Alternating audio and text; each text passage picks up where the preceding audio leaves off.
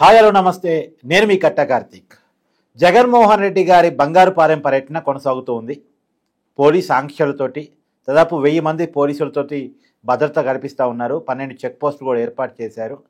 జగన్మోహన్ రెడ్డి గారికి భద్రత కల్పించమంటే వైసీపీ కార్యకర్తను వేధిస్తారా, జగన్మోహన్ రెడ్డి గారిని వైసీపీ కార్యకర్తలు కలవకుండా చేస్తారా అంటూ వైసీపీ నాయకులు పెద్ద ఎత్తున మండిపడుతూ ఉన్నారు.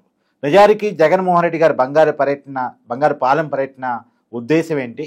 నిజంగా పోలీసులు ఆంక్షలతో ఇబ్బంది పెట్టేటువంటి ప్రయత్నం చేస్తున్నారా, వైసీపీ కార్యకర్తలని వేధిస్తున్నారా? మాట్లాడుకునే ప్రయత్నం చేద్దాం. మనతో ఉన్నారు సీనియర్ జర్నలిస్ట్ డివి శ్రీనివాస్ గారు. సార్ నమస్కారం. సార్ నమస్తే. సార్, వైసీపీ కార్యకర్తలను వేధిస్తున్నారు. జగన్మోహన్ రెడ్డి గారి వస్తే జనం పెద్ద ఎత్తున వస్తున్నారు, ఆ జనాన్ని రాకుండా పోలీసులు ఆపుతున్నారు. ఇలా ఎంతకాలం అనేది వైసీపీ నాయకుల ప్రశ్న. ఇప్పుడు జగన్మోహన్ రెడ్డి ఈ పర్యటనలతో ఏం సాధిద్దామని, ఎందుకు ఈ పర్యటనలు చేస్తున్నాడు? జనరల్గా రాజకీయ పార్టీలు నాయకులు ఫీల్డ్ విజిట్కి ఎందుకు వెళ్తారు? ప్రజాప్రతినిధులు ఫీల్డ్ విజిట్కి వెళ్ళేది ఎందుకు?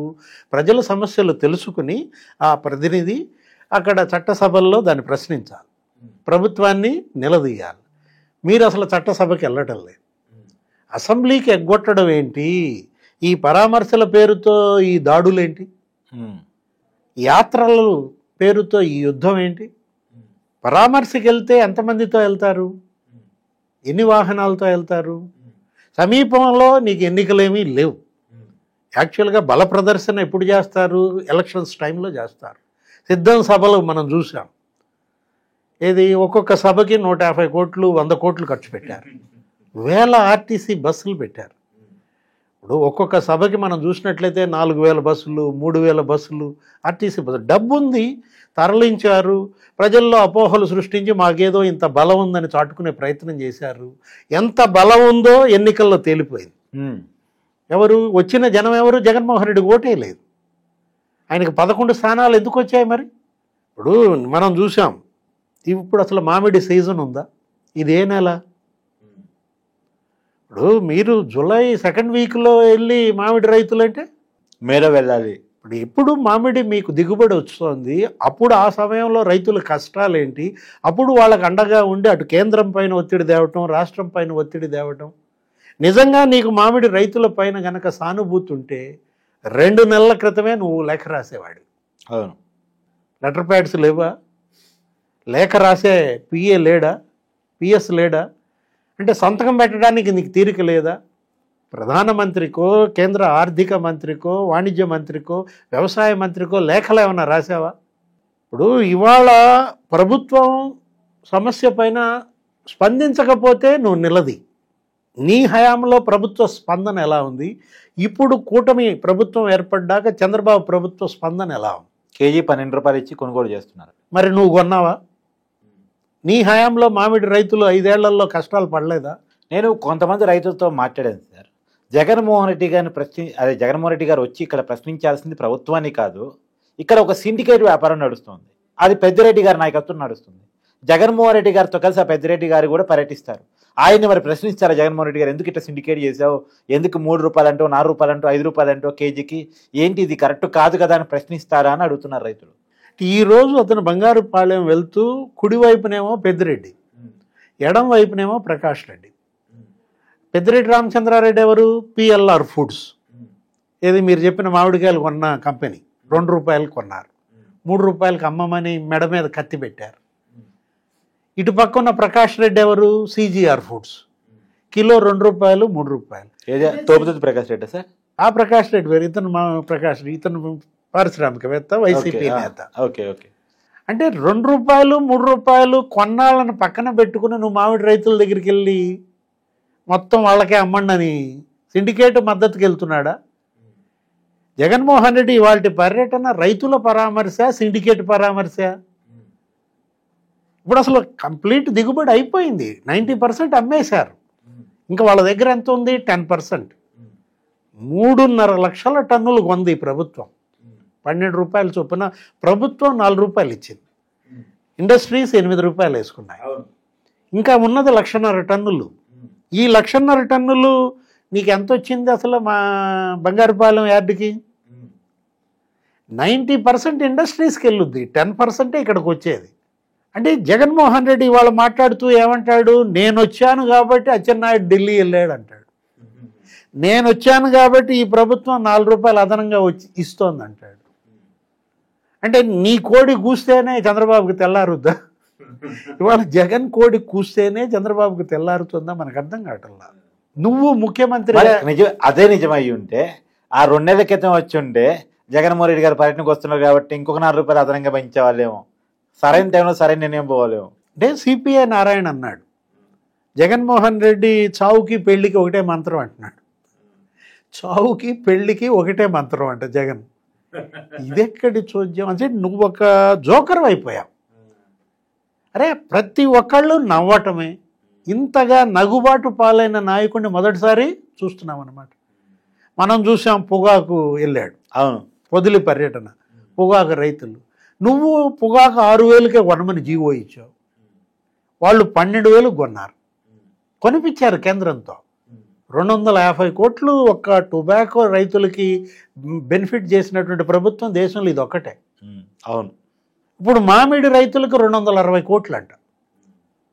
నిన్న అచ్చెన్నాయుడు ఢిల్లీ వెళ్ళి నిన్న అక్కడ కేంద్ర వ్యవసాయ మంత్రి వాళ్ళందరూ చుట్టూతో తిరుగుతున్నాడు. అంటే నీ హయాంలో మరి అది జరిగిందా? 5 ఏళ్ళు జగన్ సీఎంగా ఉన్నప్పుడు మామిడి రైతులు, పొగాకు రైతులు, అందరికీ వివిధ రకాల పంటల రైతులు ఎవరికన్నా దిగుబడి పుష్కలంగా వచ్చిన ఎంఎస్పి దొరికిందా? నువ్వు కనీసం కేంద్రంతో కొనిపించావా? నువ్వేమని చెప్పావు? ధరల స్థిరీకరణ నిధి 3,000 కోట్లు పెడతా అన్నావు, 300 కోట్లు పెట్టావా? విపత్తు సహాయ నిధి 4,000 కోట్లు పెడతా అన్నాడు, 40 కోట్లు పెట్టాడా? పెట్టకపోగా విపత్తుల్లో రైతులు ఇబ్బంది పడుతూ వాళ్ళు పంటలన్నీ కొట్టుకుపోతే ఇతను లండన్ పర్యటన. అంటే ముఖ్యమంత్రిగా నీ పనితీరు ఎలా ఉంది, ముఖ్యమంత్రిగా చంద్రబాబు పనితీరు ఎలా ఉంది, ఇవాళ ప్రజల చర్చ. ప్రతిపక్షంలో ఉంటేనే రైతులు గుర్తొస్తారా? జగన్మోహన్ రెడ్డికి అధికారంలోకి వస్తే ప్యాలెస్ నుంచి బయటికి రావు. అవును, చెట్లు నరకాలి, నువ్వు మబ్బుల్లో వెళ్తావు. ఇప్పుడు ఇవాళ ఆంక్షలు అన్నారు మీరు, ఏది జగన్మోహన్ రెడ్డి పైన. ఇప్పుడు ఆంక్షలు ఏంటి? ప్రభుత్వ ఆంక్షలను నువ్వు గౌరవించవా? ఎస్పీ ఇప్పుడు ఈరోజు చూసాం, ఎవరో కార్యకర్తను కొట్టారంట, వెంటనే ఇతను క్యాన్వాయ్లో నుంచి దిగిపోవాలని ఆ కార్యకర్త దగ్గరికి వెళ్తానంటాడు. ఎస్పీ బలవంతంగా అతను లోపలికి ఎక్కించి తీసుకెళ్లారు. ఏమంటే మీరు పరామర్శకు వచ్చారు, ముందు ఆ పరామర్శ చూడండి అని. అంటే ఇవాళ ఒక షో మాస్టర్గా జగన్మోహన్ రెడ్డి. ఇదేమి షో అసలు? ఇదేమి పార్టీ? నాకైతే అర్థం కావట్లా. ఒక ప్రజాప్రతినిధిగా నువ్వు పొగాకు రైతుల గురించి, మామిడి రైతుల గురించి రేపు అసెంబ్లీకి వెళ్ళి మాట్లాడు, అసెంబ్లీలో నిలది. అసెంబ్లీలో మాట్లాడడానికి సబ్జెక్ట్ కావాలేమో. సబ్జెక్ట్ కాదు, భయం. అసెంబ్లీకి వెళ్ళాలంటే భయపడుతున్నావా? భయంతోనే ఇవాళ ప్రజల్లో దాక్కునే ప్రయత్నమా ఇది? అరే 10,000 మందితో పరామర్శ అంటే ఏంటి అసలు? నువ్వేం చేయాలనుకుంటున్నావు? ప్రజలకి ఏం మెసేజ్ ఇస్తున్నావు? రైతులకి ఏం చేయాలనుకుంటున్నావు? ఎందుకు సార్ వేలాది మంది ఉంటే తప్ప జగన్మోహన్ రెడ్డి పర్యటన చేయలేడా?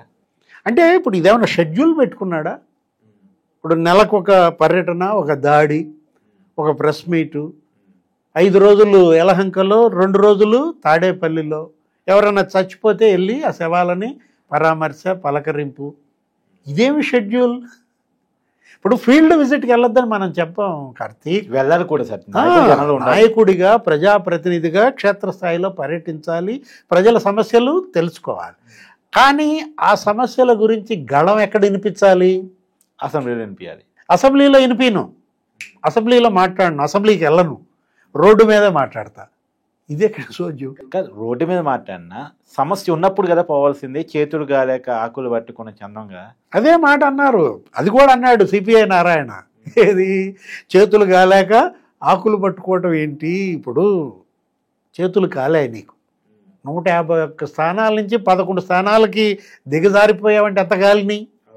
చేతులు కాదు, మొత్తం ఒళ్ళంతా కాలేదు, బొబ్బలకి. ఇప్పుడు ఇంక ఏం పట్టుకుంటావు? ఆకులు పట్టుకున్నా ఈ బొబ్బలు తగ్గాయి కాదు కదా. బర్న్స్ కూడా నీకు ఏదన్నా 50% బర్న్స్ అయితే బతుకుతాడు, ఇక్కడ 90% బర్న్స్. ఇవాళ వైఎస్ఆర్ కాంగ్రెస్ పార్టీ 90% తగలబడిపోయింది. ఇంకా నిన్ను ఎలా కాపాడాలి? ఏ విధంగా ఇక్కడ నీకు వైద్యం అందిస్తారు రైతులైనా ప్రజలైనా?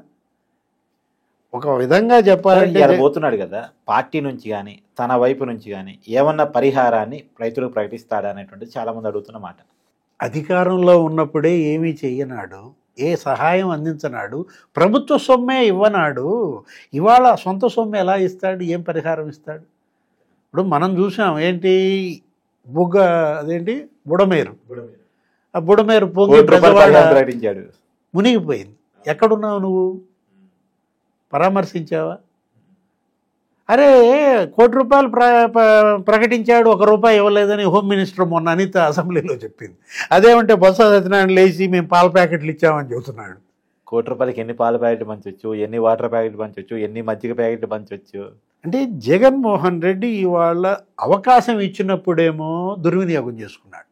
ముఖ్యమంత్రిగా నీకు 5 ఏళ్ళు ఈ ప్రజలు ఎవ్వరికీ ఇవ్వనంత మెజార్టీ ఇస్తే మబ్బుల్లో తిరిగాడు, స్పెషల్ ఫ్లైట్లు అన్నారు, హెలికాప్టర్ అన్నాడు, కనీసం పలకరించిన దిక్కు లేదు. కరోనాలో మామిడి రైతులు ఎన్ని ఇబ్బందులు పడ్డారు. నీకు రోడ్ల మీద పోసారు మామిడికాయలు, మరి ఆ రోజు నువ్వెందుకని స్పందించాల? కొనిపించచ్చు కదా మామిడికాయలు, కేంద్రం ద్వారా ఒత్తిడి తేవచ్చు కదా. 33 మంది ఎంపీలు ఆ రోజు నువ్వు ఉన్నది. అవును. అప్పుడేమో కేసులు, నీ తమ్ముడు కేసులు, వాటి మాఫీ కోసం నువ్వు కేంద్రాన్ని దుర్వినియోగం చేసుకున్నావు. ఇప్పుడు ఇవాళ కేంద్రం నుంచి ఈ ప్రభుత్వం ఎంత సహాయం తెస్తోంది, ఏ విధంగా ఇవాళ కేంద్ర ప్రభుత్వం వీళ్ళని ఆదుకుంటోంది, ఇది నువ్వెందుకని చేయలేకపోయావు? చేతులు గాలేక ఆకులు పట్టుకోవటం అన్నది అదే అనమాట. ఒళ్ళంతా గాలిపోయింది, ఇప్పుడు ఈ ఆకులు ఒంటికి చుట్టుకుందాం అనుకుంటే బతుకుతావా? నీ పార్టీ బతుకుతుందా? Thank you sir. నమస్తే.